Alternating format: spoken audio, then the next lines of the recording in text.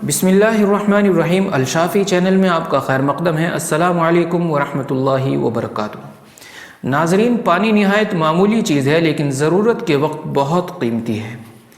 پیاسا آدمی جس کی پانی کی وجہ سے جان نکل رہی ہو، اگر اس کے سامنے ایک گلاس پانی کا رکھا جائے اور سونے کا ڈھیر لگایا جائے تو ظاہر بات ہے وہ اپنی جان بچانے کے لیے پانی کی طرف ہی ہاتھ بڑھائے گا۔ پانی کا صدقہ افضل صدقہ ہے۔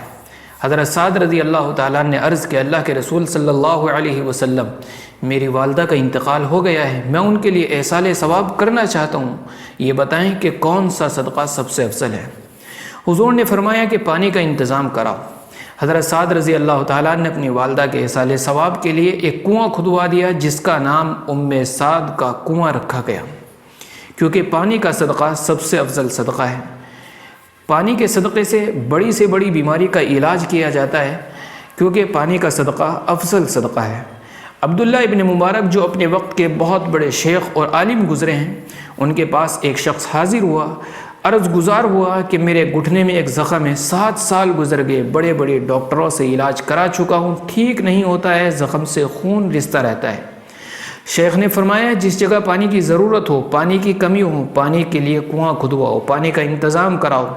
مجھے باری تعالیٰ سے امید ہے جب اس میں سے پانی نکل آئے گا تمہارے گھٹنے کا زخم ٹھیک ہو جائے گا۔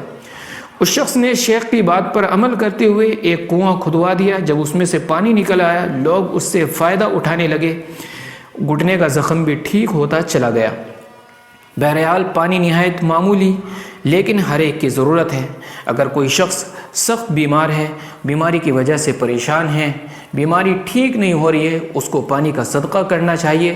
غریبوں کی بستی میں پانی کا انتظام کرنا چاہیے۔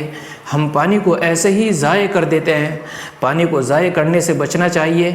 پرندوں کو پانی پلانا چاہیے، انسانوں کو پانی پلانا چاہیے، کیونکہ پانی افضل صدقہ ہے۔ انشاءاللہ بیماریاں ختم ہو جائیں گی۔ ویڈیو کو لائک کریں، شیئر ضرور کر دیں۔ اللہ حافظ۔